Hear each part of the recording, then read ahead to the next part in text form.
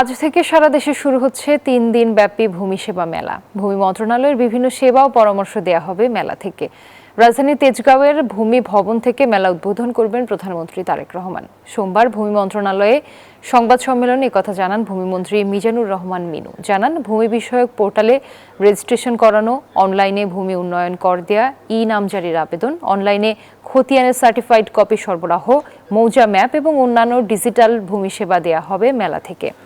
এ সময় ভূমি প্রতিমন্ত্রী মীর মোহাম্মদ হেলাল উদ্দিন ও সচিব এএসএম সালেহ আহমেদ উপস্থিত ছিলেন।